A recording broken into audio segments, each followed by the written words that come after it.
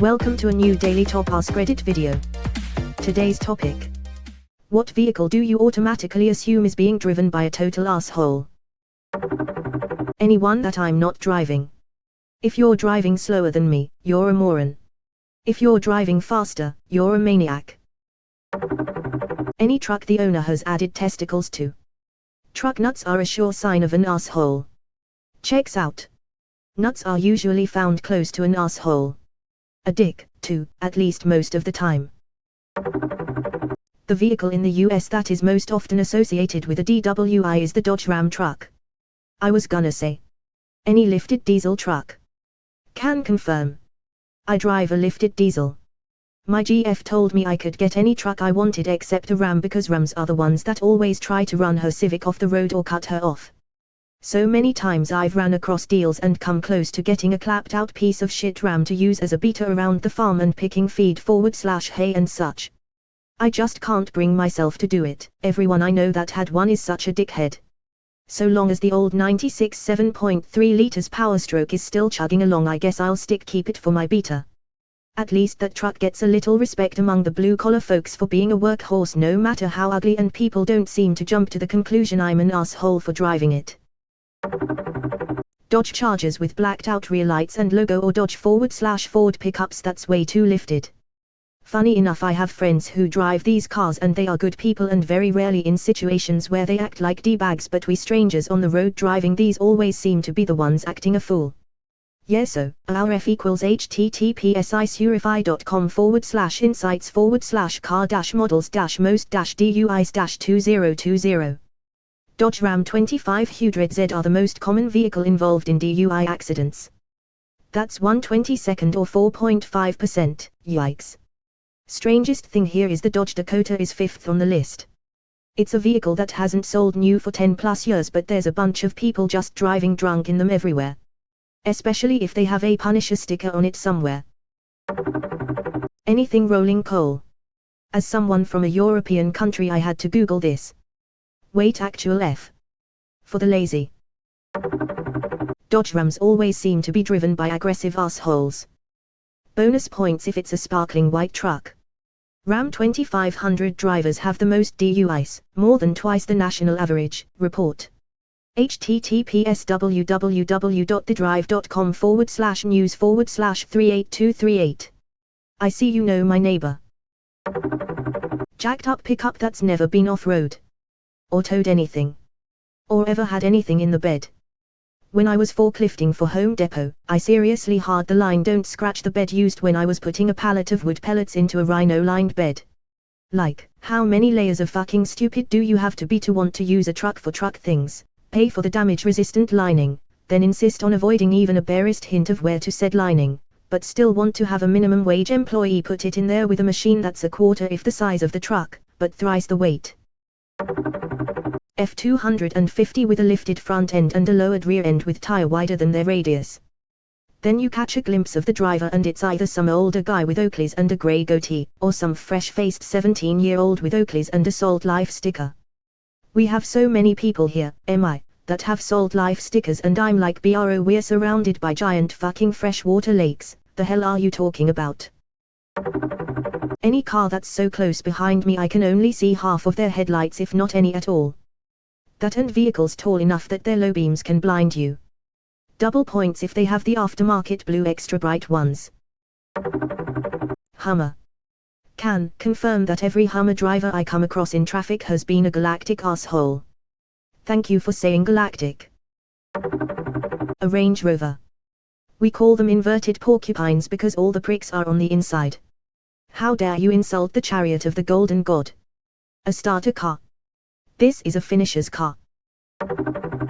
Here, Barcelona, silver Mercedes are preferred by total shitbags, the wastes of perfectly good air who feel they are a cut above everyone else. Windowless small white delivery vans are the most aggressive drivers. That and non-station wagon BMWs here in Italy. Also for some reason black VW Golfs. Nissan Altima. Reason, see my local city Reddits. Edit, since people seem to be guessing Charlotte, it's Dallas TX. Like 100% of the time I get passed by someone doing 90 miles per hour and weaving recklessly through traffic. It is a black Altima with Maryland plates. I don't know how he does it, but I've seen that guy all over the mid-Atlantic and New England, in Colorado, in Florida. Busy guy, always in such a hurry and very inconsiderate. Maryland plates checks out.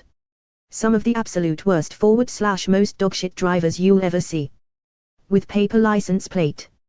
Houston has entered the chat. Anyone driving an Altima has spent years making poor decisions. Why should today be any different? A recent study found that drivers of Kias, Chryslers, and Nissans typically have the worst credit scores.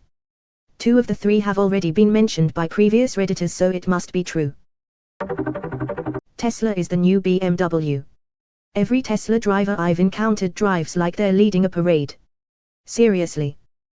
The ones in my area drive like they're qualifying for Formula 1. My mate owns a Tesla. Annoyingly, he refers to it as the Tesla. He won't say let's get in the car, he'll say let's get in the Tesla. Calling your car by the brand name is nothing new. My friends call my car the Subaru. Anyone that has a Salt Life sticker. We live in a DR and see several every time we're out. My husband says they must be talking about the road salt that decorates our cars every winter. It took me an embarrassingly long time to realize they said salt and not slut. Weirdly, I live in Iowa and see them all the time. There's a truck in my town that has a parody sticker that actually says, Slut Life, and it honestly cracks me up every time I see it. That Harley with the mod muffler that causes hearing damage when they rev it. So obnoxious that South Park did an entire episode bashing those guys. I can't get it out of my head. I think of it every time I hear a loud bike and laugh. That makes no sense at all to me. A Harley is loud as it is. Why would anyone want to make it even louder? There is a persistent myth that loud pipes save lives. Riders believe that the more noise they make, they are creating a sort of bubble of awareness in all directions of their presence, which, they argue, lets motorists know they are around and helps keep them safe. This has been refuted in studies, but the myth persists because the real reason is that it is fun and they like it.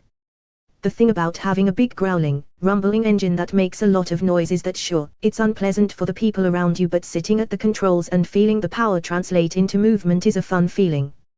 Selfish and inconsiderate. Yep. But it is still fun for them. Any vehicle sporting a Confederate flag. It is really considerate for those assholes to mark themselves so clearly, though. You know right away that you don't need to be friendly or get to know them to know they are a shitbag. I'll see your Confederate flag and raise you any and all Trump-related flags / stickers. Or a Punisher sticker, especially the ones painted like a flag. A Russian T72 tank. What do you have against Ukrainian farmers?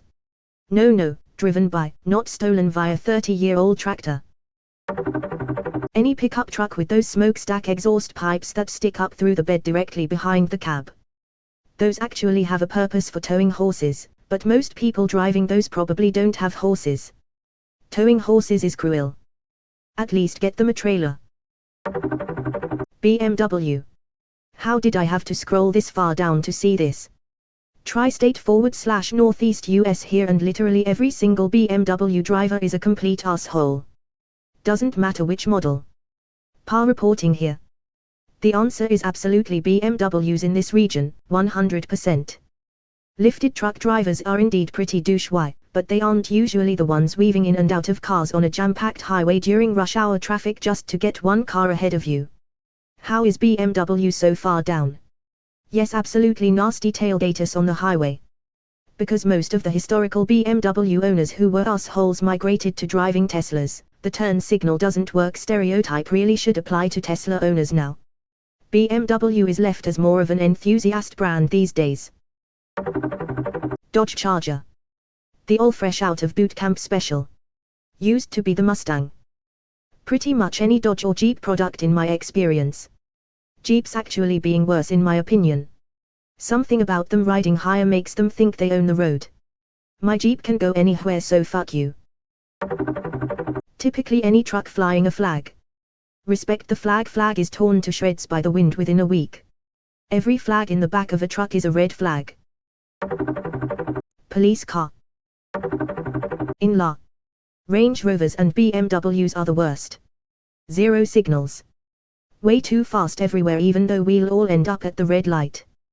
Those Tesla 3s are giving them a run for their asshole status lately though. Occasionally VW GTIs and it's almost always some high schooler looking kid.